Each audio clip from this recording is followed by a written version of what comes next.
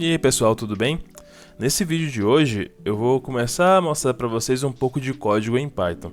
E para isso a gente vai utilizar essa ferramenta que chama Google Colab, que é uma ferramenta online gratuita que a gente consegue digitar alguns códigos e fazer alguns testes. Quando vocês fizerem a pesquisa, normalmente vai ser o primeiro link, então é só acessar esse primeiro link.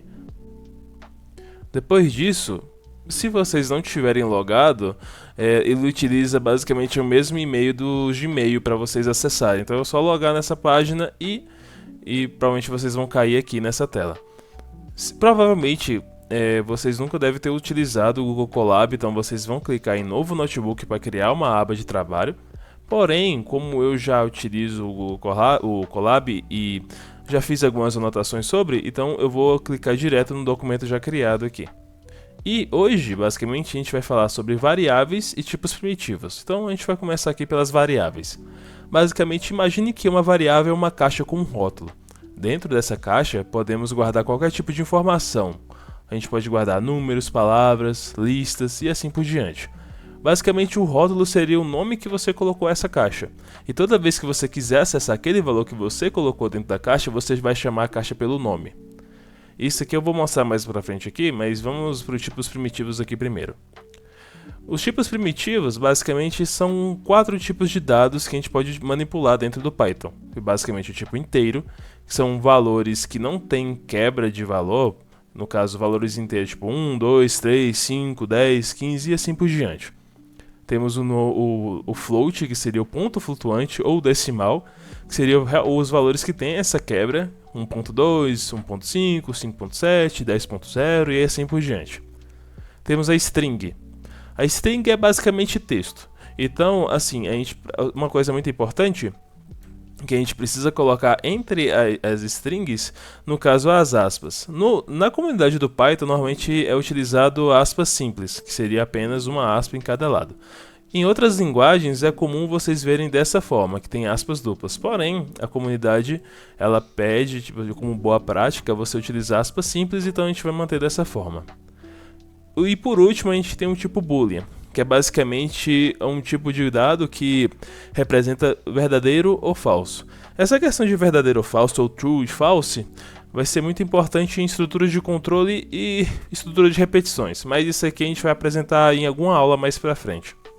Bom, aqui eu criei já algumas variáveis e vou ressaltar alguns pontos importantes que uma variável basicamente a gente não pode criar ela iniciando com um número. Por exemplo, a gente poderia começar aqui, por exemplo, com o número 9. Não é possível, normalmente já gera um erro. Então a gente não pode começar com números e também a gente não pode começar com nenhum tipo de, por exemplo, algum símbolo. Se eu colocar o underline aqui na frente, na verdade o underline, se eu não me engano, dependendo da situação pode, mas por exemplo, se eu usar um arroba, por exemplo, uma interrogação, aí não funciona. E para criar uma variável, o Python segue um padrão que chama Snake Case, que é basicamente você separar cada palavra de uma frase utilizando o underline, igual aqui, número, underline, da, underline, residência. E esse padrão que a gente tem que seguir da criação de variáveis. E basicamente você também precisa seguir todo o nome da variável em minúsculo, não pode ter nenhum valor em maiúsculo. Caso seja todo em maiúsculo, por exemplo, aí seria considerado uma constante, que é basicamente uma variável que a gente não pode alterar. Bom, eu criei várias variáveis aqui. Cada variável ela segue um tipo primitivo, igual vocês estão vendo. Aqui eu criei uma variável com tipo inteiro, outro com tipo float, outro com tipo string e aqui com tipo bool. Basicamente, eu vou utilizar aqui uma função. Essa função chama print, que ela exibe o resultado aqui no final do terminal. Então a gente pode colocar qualquer variável que a gente criou, variável ou o valor assim em si.